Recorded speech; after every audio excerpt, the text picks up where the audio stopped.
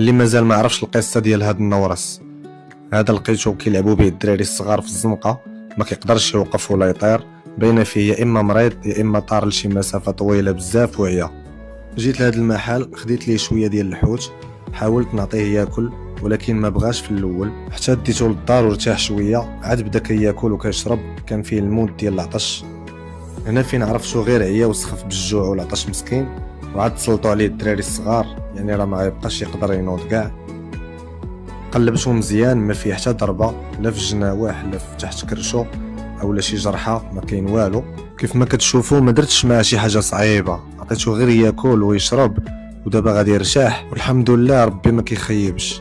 ديروا غير السبب، داكشي بسيط وفيه اجر كبير عند الله. الحمد لله ها هو النورس ديالنا وقف على رجليه وكيتمشى، ان شاء الله هذا النورس غادي يقدر يعاود يطير هكا باش الا رجعته للطبيعه يقدر يكمل المسيره ديالو.